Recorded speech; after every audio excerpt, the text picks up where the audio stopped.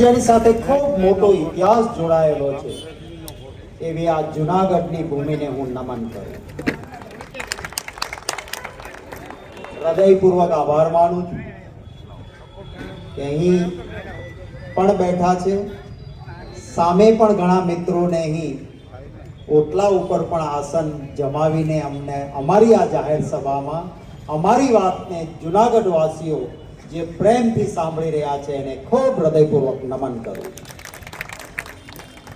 મેં ના પાડી કે અમારું સ્વાગત નહીં કરતા, કારણ કે અમારી જનસભા છે અને અમારી જનસભામાં આપ સૌ પધાર્યા છો એટલે અમારે આપનું સ્વાગત કરવાનું હોય અને એટલા માટે આપ સૌનું સ્વાગત કરું. આ ભૂમિ નામ લેવા બેસીએ તો એ મહાન આત્માઓના નામો લેતા લેતા સમય વીતી જાય એવા મહાન આત્માઓ આ જુનાગઢની ભૂમિ ઉપર રહ્યા છે. એ શામળિયાએ પણ જેની ઊંડી ભરવા આવવું પડે, એની ઊંડી સ્વીકારવી પડે એવા નરસિંહ મહેતાજી હોય કે ચીપિયાથી આખો કૂવો ખોદીને જુનાગઢને પાણી આપતા હોય એવા વેલનાથજી બાપુ હોય એ આ જુનાગઢની ભૂમિ છે. સંતો, ઓલિયા, ફકીરો,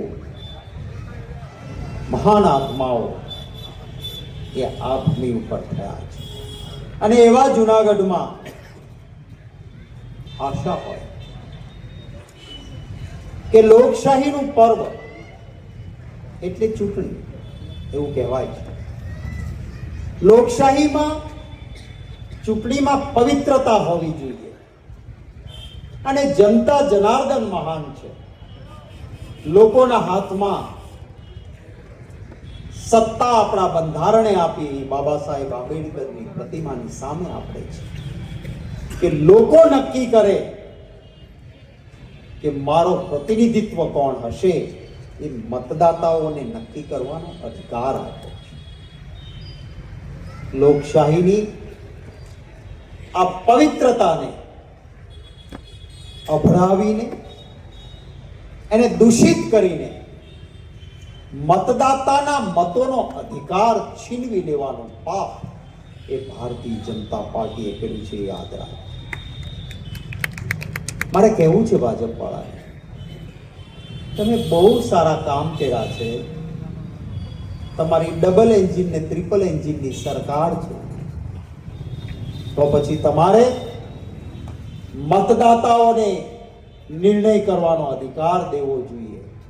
પછી નાણાંના કોથળા, સત્તાનો દુરુપયોગ, ધાક ધમકી આપીને સામેથી ઉમેદવાર ખસેડી લેવાનું પાપ કેમ કરવું પડે છે?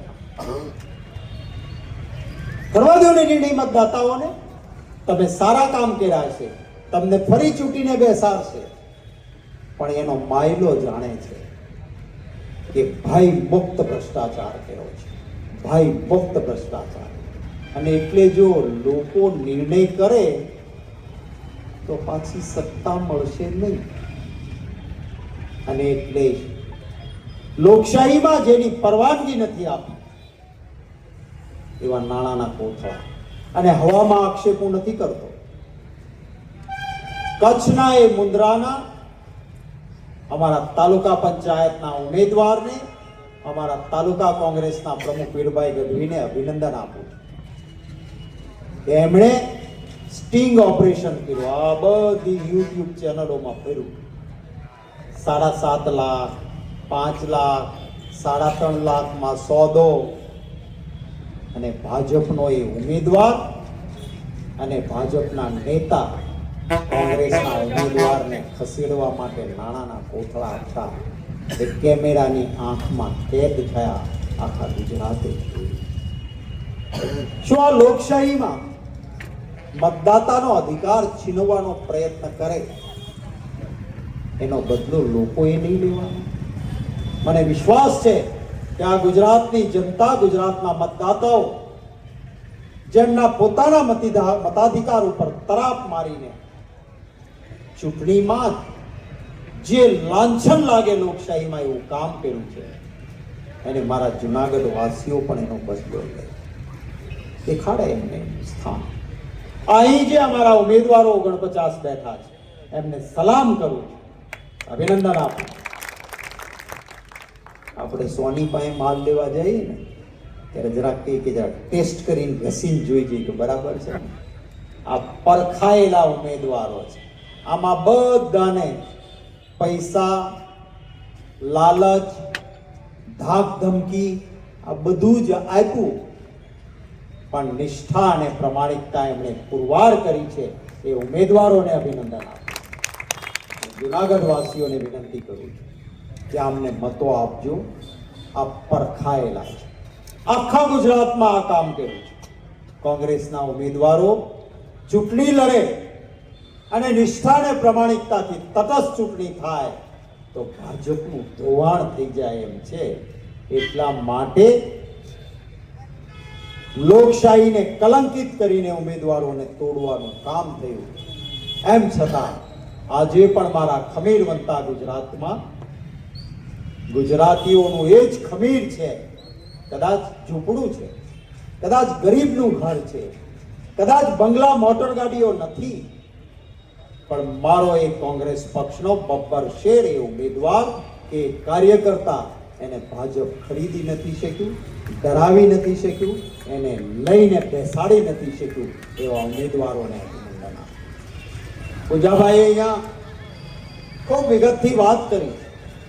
મંચ પર આગેવાનો બેઠા છે, ભાઈ હીરાભાઈ જોટવા, ભાઈ રહીમભાઈ સોરા, અમારા માજી ધારાસભ્યશ્રીઓ, ભાઈ શ્રી બાબુભાઈ વાજા, ભીખાભાઈ જોશી, ભાઈ પરબતભાઈ, અમારા જિલ્લા કોંગ્રેસ પ્રમુખ ભરતભાઈ અમીપરા, શહેર કોંગ્રેસ પ્રમુખ મનોજભાઈ જોશી, અમિતભાઈ પટેલ, તાલુકા પંચાયતના ચૂંટાયેલા પ્રતિનિધિઓ, માજી કોર્પોરેટરશ્રીઓ, જુદા જુદા અમારા સેલ ડિપાર્ટમેન્ટના તમામ હોદ્દેદારશ્રીઓ, એ તમામને અહીંથી આપની વચ્ચે આપના આશીર્વાદ મળે એ માટે વિનંતી કરવા આવ્યો છું. જે જુનાગઢમાં પર્વતની ગોદમાં એવી રીતે જુનાગઢ શહેર વસેલું છે કે ગમે તેટલો વરસાદ પડે ને તો પણ જુનાગઢમાં પાણી ન ભરાવવું, આ શહેર ડૂબવું ના જોઈએ. પરંતુ થયું શું? 7,000 કરોડથી વધારે, ભીખાભાઈ જોશીનો પ્રશ્ન હતો, એ પૈસા તો આપ્યા જુનાગઢ મહાનગરપાલિકાને, પણ ભય મુક્ત ભ્રષ્ટાચાર થયો. પાણીના નિકાલ માટે સ્ટ્રોંગ ડ્રેનેજ વોટર, વરસાદી પાણીના નિકાલ માટેના કામોમાં ભય મુક્ત ભ્રષ્ટાચાર થયો અને પરિણામે વરસાદમાં જુનાગઢની પૂરની પરિસ્થિતિ એવી કે લોકોએ મહેનત કરી કે ઈએમઆઈના હપ્તાથી ગાડી લીધી હોય, એ ગાડી તરતી જાતી હોય અને ટીવીમાં જોવા મળે. આ સ્થિતિ જુનાગઢની થઈ. એના માટે જવાબદાર હોય તો ભારતીય જનતા પાર્ટીનું શાસન જવાબદાર. નગર એટલે શું? નગર એટલે નળ, ગટર અને રસ્તા જેના સારા હોય એને નગર કહેવાય. હવે આ તો મહાનગર છે, તો અહીંના નળ, ગટર ને રસ્તા તો મહાન હોવા જોઈએ ને. પાણીમાં કોઈ ડૂબે શું કામ? કોઈનું ઘર, અરે કોઈ લારી ગલ્લા વાળાનો આખો મહેનતકશ માણસ, એનો આખો લારી ગલ્લો તણાઈને પાણીમાં જાય શું કામ? આ ભારતીય જનતા પાર્ટીના ભ્રષ્ટાચાર.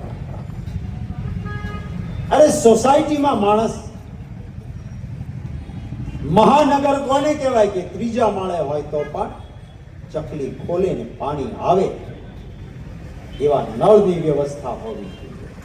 અહીંયા તો જાહેરમાં નળ હોય અને ખોલો તો પાણી ન આવે, ઉપર લખેલું હોય બીજેપી, બીજે જઈને પી, પાણી અહીંયા નથી આવતું.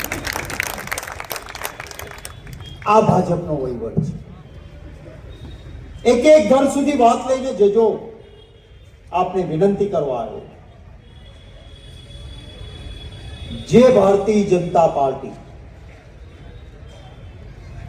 ધર્મના નામે મત માંગે છે, હિન્દુ ધર્મના નામે. હું આજે જ રસ્તામાં એક યુટ્યુબ પર જોતો હતો કે જુનાગઢની તળેટીમાં જે આશ્રમો આવેલા છે એ સંતોએ ભેગા થઈને કહ્યું કે અમારા જુનાગઢમાં વ્યવસ્થા ભારતીય જનતા પાર્ટી વ્યાજબી કરતી નથી. પરિક્રમા યોજાય તો એની વ્યવસ્થા યોગ્ય થાય છે ખરી? ધર્મ છે એ મેં હમણાં જ સંસદમાં કહ્યું હતું કે હું હિન્દુ છું, હું મારી કુળ દેવી માની પૂજા કરું, હું મારા કુળ દેવતાની આરાધના કરું છું, હું પૂજા પાઠ કરું છું, તો મોક્ષની પ્રાપ્તિ માટે કરું છું. હું મતો મેળવવા માટે મારા દેવી દેવતાઓને ના વાપરું છું. આ ભારતીય જનતા પાર્ટી વાળા મારા ધર્મને પણ બદનામ કરે છે. એક હિન્દુ વિચારજો. આ બાબા સાહેબ આંબેડકરે પણ આ ભારતીય જનતા પાર્ટીના જેવા વિચારવાળા લોકોએ મારા હિન્દુ ધર્મની માનસિકતા, એનો સિદ્ધાંત એવો બદલાયો કે બાબા સાહેબ આંબેડકરે કહેવું પડ્યું હતું કે ક્યાં ધર્મમાં જન્મ લેવો એ મારા હાથમાં નથી, પણ ક્યાં ધર્મમાં મૃત્યુ પામવું એ મારા હાથમાં છે. અને આજ ધર્મને બદનામ કરનારા એ લોકોના કારણે બાબા સાહેબ આંબેડકરે બૌદ્ધ ધર્મનો સ્વીકાર કરવો પડ્યો. આપણો હિન્દુ ધર્મ કીડી ચટકો ભરે ને તો એને પણ ખાવાનું આપવું, કીડિયારું પૂરવા જવાની માન્યતા રાખીએ કે હું ખાતા પહેલા કીડિયારું પૂરવા જઈશ, એટલે થોડા સિંગના દાણાને ખાંડ ભેગી કરીને વાટી એક ડબ્બીમાં ભરી એને નાનું છેદ કર્યું હોય ને જ્યાં કીડીઓ નીકળતી હોય ત્યાં એને ખાવાનું આપવા જાય. આટલો ઉમદા ધર્મ એ હિન્દુ ધર્મ. આપણો ધર્મ હિન્દુ ધર્મ એમ કહે કે આત્મા અમર છે. હું આ ભાજપ વાળાને ક્યારેક ક્યારેક પૂછું કે તમે માનો છો સનાતન ધર્મમાં કહ્યું છે કે આત્મા અમર છે, માનો છો? તો કે હા. એ પણ માનો છો કે આપણા શાસ્ત્રોમાં કહ્યું છે કે આત્મા અમર છે અને દરેક આત્માએ દરેક યોનિમાં જન્મ લેવો પડે, દરેક યોનિમાં જન્મ લેવો પડે, આ માનો છો? તો કે હા. તમારા દાદા ગુજરી ગયા હોય એ કોઈ અબ્દુલભાઈ ઘરે નહીં જેલમાં હોય એની તમને ખાતરી છે ખરી? આપણો હિન્દુ ધર્મની વિશાળતા એવી, વસુધૈવ કુટુંબકમ, આખું વિશ્વ મારું કુટુંબ છે. અને એટલે હિન્દુ આખા વિશ્વની અંદર દેશના કોઈ પણ ખૂણે ગયો હશે હિન્દુ, એ વસુધૈવ કુટુંબકમની ભાવના દરેક આત્મામાં મારો પરિવાર પણ હોઈ શકે એમ માને, ધર્મના નામે ઝઘડો ના કરે. અને એટલે આખા દુનિયામાં જ્યાં હિન્દુ ગયો ને એને લોકોએ સર આંખો પર બેઠાડીને હિન્દુને પ્રેમથી સ્વીકાર્યો હતો. આજે શું થયું? આ ભાજપ વાળાએ હિન્દુ ધર્મની વ્યાખ્યા બદલાવી. હિન્દુ ધર્મની વ્યાખ્યા જીઓ ઓર જીને દો. ભાજપ વાળાએ શું કર્યું? જીઓ ઓર માર ડાલો. અને પરિણામે શું થયું? એમને મતોનો ફાયદો તો હિન્દુ મુસલમાન કરીને મેળવ્યો, પણ દુનિયામાં જ્યાં હિન્દુ રહેતો હતો એને કોઈ દિવસ તકલીફ નહોતી પડતી. એ મારા હિન્દુઓને તકલીફ પડતી હોય તો આ ભારતીય જનતા પાર્ટીના પાપના કારણે પડે છે એમ કહેવામાં આવ્યું. આપ જો બાજુમાં બાંગ્લાદેશ, હિન્દુના મંદિર તૂટે છે, હિન્દુના ઉપર અત્યાચાર થાય છે. શું કામ થાય છે? કારણ કે ભાજપની બેવડી નીતિ. અરે આ દેશમાં રહેતો જેના પિતાએ સ્વાતંત્ર્ય સેનાની તરીકે દેશની આઝાદીમાં હિન્દુ મુસ્લિમ ભાઈ ભાઈ બનીને, જેના પિતાજી એક સ્વાતંત્ર્ય સેનાની તરીકે લડ્યા હતા, એવા કોઈ મુસ્લિમ સ્વાતંત્ર્ય સેનાનીનો દીકરો, અને એ દીકરો હુસેનભાઈ હોય, ભારતનો હોય, તો આ ભાજપ વાળાને એ હુસેનભાઈ નો ગમે. પણ બાંગ્લાદેશમાં આખા દેશનો વિદ્રોહ થયો હોય અને જેને હાકી કાઢી હોય એ શેખ હસીના ભાજપ વાળાને ગમે. પેલો સ્વાતંત્ર્ય સેનાનીનો દીકરો, આ ભારતીય થઈને રહેનારો હુસેનભાઈ નો ગમે, અને શેખ હસીનાને અહીંયા આશરો આપ્યો, પરિણામે બાંગ્લાદેશમાં લોકોનો આક્રોશ ફાટ્યો અને મારા હિન્દુ મંદિરો તૂટે છે, મારા હિન્દુઓ ઉપર અત્યાચાર થાય છે. ત્યારે મેં કીધું સંસદમાં કે તમે તો કહો છો કે 56 ઇંચની છાતી છે, લાલ આંખ કરી દઈશ, એક સરની સામે 10 સર લઈ આવીશ. જાઓ ને બાંગ્લાદેશ કરી આવો, જાઓ. કોણ રોકે છે તમને? મતોની રાજનીતિ માટે આ દેશને તોડવાનું કામ કરે છે. ક્યારેક ક્યારેક હિન્દુ મુસલમાન મોટી ચૂંટણીમાં કરવાનું હોય ત્યારે શું કે કોઈ મુસલમાનનો મત અમારે નથી જોતો, અમારી મતપેટી ન અભડાવતા તમારો મત જોતો નથી. અને જુનાગઢમાં મુસલમાનના મતની જરૂર પડે તો ઉમેદવારો આપવા પડ્યા ને. મારે વ્યક્તિગત ક્યાંય પડવું નથી, આ જુનાગઢ વાળા ત્રાજવામાં તોડીને નક્કી કરે.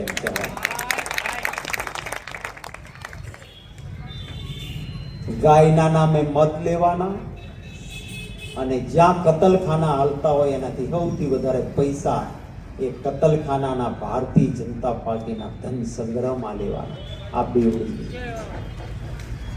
અમેરિકાની ચૂંટણી ચાલતી હોય, આપણા બંધારણમાં કહ્યું કે ભારત દેશ કોઈ પણ બીજા દેશની રાજનીતિમાં રસ નહીં લે. આપણા વડાપ્રધાન ગયા હતા, ચૂંટણી ચાલતી, અબ કી બાર ટ્રમ્પ સરકાર આ કરીને આવ્યા. લ્યો આવ્યો ટ્રમ્પ, હાથકડીયું બાંધીને કાઢ્યા ગુજરાતીઓ, બચાવી લ્યો એમને. અરે એક નાનો કોલંબિયા જેવો દેશ છે, એણે અમેરિકાને લાલ આંખ કરીને કીધું કે ખબરદાર, અમારા નાગરિકને હાથકડી પહેરાવી કે પગમાં જંજીર પહેરાવી તો સારું નહીં બને. અમે અમારા નાગરિકોને સન્માન ભેર પાછા લઈ આવીશું. તો શું આપણી સરકારની જવાબદારી નહોતી કે આપણું વિમાન મોકલે? અરે ભાઈ, આપણા લોકોને હાથકડીઓ પહેરાવીને લાવે અને એનો પ્રચાર કરવા તમે ગયા હતા. આ ભારતીય જનતા પાર્ટીની રાજનીતિ ચાલે છે, એને ઓળખવી પડશે. હવે તો બધા વોટ્સએપ વાપરવા વાળા થઈ ગયા ને આપણે, એટલે ક્યાંક બોલ્યા હોય એવી આપણી બધી વિડીયો આવે ને. યાદ છે જમ્મુ કાશ્મીરની ચૂંટણી? અમિતભાઈ શાહ ગયા હતા ત્યાં, ગૃહમંત્રી. શું કીધું એમણે જમ્મુ કાશ્મીરમાં? अरे भाइयों बहनों, हमारी सरकार बना दो. अरे मुस्लिम भाइयों बहनों, ईद के दिन और मुहर्रम के दिन आपको मुफ्त में गैस सिलेंडर दे देंगे. अमित भाई शाह बोलीने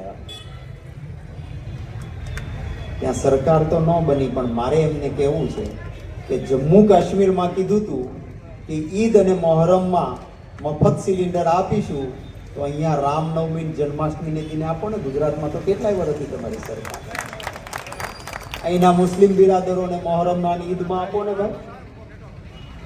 આ બેવડી નીતિ છે ભારતીય જનતા પાર્ટીને, એને ઓળખજો. તો આપ સૌને વિનંતી કરું કે કોઈ ભાજપનો આગેવાન હોય, કાર્યકર હોય, કમળનો ખેસ પહેર્યો હોય, એને કહેજો કે તમારા ઘરમાં કોઈ એન્જિનિયર કે ડોક્ટર છે? દાદા, બાપા, મામા, કાકા કોઈ છે? અગાઉ કોઈ એન્જિનિયર કે ડોક્ટર થયા હોય અને ગુજરાતમાં કોંગ્રેસની સરકાર હતી, નજીવા પૈસામાં એન્જિનિયર કે ડોક્ટર બનતા હતા આ કોંગ્રેસની સરકાર. આજે મોકલજો છોકરાને ભણવા. એન્જિનિયર કે ડોક્ટર તો છોડો, બાલ મંદિરમાં જવું હોય તો કેટલી ફી ભરવી પડે છે, અને સરકારી શાળાઓની શું સ્થિતિ છે એને જરા લોકો સુધી આપ લઈ જજો. જીએસટી નું ભારણ કેટલું આવ્યું? નાનો વેપારી દુખી છે. ખેડૂતને ટ્રેક્ટર લેવું હોય કે ખાતર લેવું હોય, જંતુનાશક દેવાલા જાય, તમે જોજો 28% જીએસટી. મહેનતકશ માણસ નાનું વાહન લેવા જાય, 28% જીએસટી. આવો ટેક્સ ગુજરાતમાં ક્યારેય ન. મારે આપ સૌને વિનંતી કરવી છે, એક એક ઘર સુધી આ સંદેશ લઈને જજો. કોંગ્રેસના પંજાના નિશાન ઉપર આ એ ઉમેદવારો છે કે જેમણે નાણાંની ઓફરોને ઠુકરાવી છે, દબાણને વશ નથી થયા, એવા ઉમેદવારોના પંજાના નિશાન ઉપર મતદાન કરાવજો અને જુનાગઢના આ જનતા જનાર્દનના આશીર્વાદથી કોંગ્રેસને બહુમતી મળશે, જુનાગઢમાં સત્તા મળશે. તો હું કહું છું કે પ્રદેશ પ્રમુખ તરીકે હું હાજર રહીશ અને જીતેલા ઉમેદવારો આ બાબા સાહેબ આંબેડકરની પ્રતિમા પાસે ઉભા રહીને સોગંદ ખાશે કે અમે નિષ્ઠા અને પ્રમાણિકતાથી જુનાગઢની સેવા કરીશું, મેવા ખાવા નહીં, સેવા કરવા માટે નગર સેવકો બનીને, સાચા સેવકો બનીને કામ કરશે. અમને વિજયી બનાવજો, આપના સેવકો બનીને કામ કરશે. ખૂબ મોડી રાત સુધી પ્રેમ, લાગણી અને ભાવથી આપ સૌ ઉપસ્થિત રહ્યા છો. આપનો ખૂબ હૃદયપૂર્વક આભાર માનું. કેટલાક મિત્રો લાંબા સમયથી મોટરસાઇકલો પાર્ક કરીને, એમની સીટો ઉપર બેસીને કે સતત ઉભા રહીને અમારી વાતને જેમણે સાંભળી છે એમનો ખૂબ હૃદયપૂર્વક આભાર. આ સંદેશ લઈ જજો આપ. અને ખાસ કરીને ફરી કહું છું કે આપનો અધિકાર જેમણે લૂંટ્યો છે, મતદાતાનો અધિકાર છે કે મારો પ્રતિનિધિત્વ હું ચૂકું, નાણાંના કોથળા ધાક ધમકીથી ઉમેદવારોને હટાવીને તમારા અધિકાર ઉપર જેણે તરાપ મારી છે એને જુનાગઢ વાસીઓ એક સબક શીખવાડે, પાઠ ભણાવે, એ જ વિનંતી સાથે અમારા સૌ આગેવાનો, કાર્યકર્તાઓ, મિત્રો, સામે બેઠેલા આપ સૌએ જે સહયોગ આપ્યો, ખૂબ પ્રેમથી અમારી વાત સાંભળી, એ માટે આપનો આભાર માનીને ઉપરવાળાને પ્રાર્થના કરું છું કે અહીં વસતા પરિવારો વચ્ચે ભાઈચારો, એકતા અને પ્રેમ કાયમ ટકી રહે, પરસ્પર આત્મીયતા રહે. મજહબ નહીં સિખાતા आपस में बैर रखना, हिंदी है हम, वतन है हिंदुस्तान. ખાસ ચૂંટણી ઢંઢેરામાં પણ હું પૂજાભાઈને કહીશ કે એક વાત યાદ રાખજો, મોટા માથાઓએ કરેલા દબાણ તોડી પાડજો, પણ કોઈએ નાનું ઝૂંપડું કે ઘર બનાવ્યું હોય તો ત્યાં ડિમોલિશન કરતા પહેલા એને વૈકલ્પિક વ્યવસ્થા આપજો, એને રહેવાનું ઠેકાણું આપજો, એને ફરવા માટે પૂરતો સમય આપજો, એને વળતરની રકમ આપજો.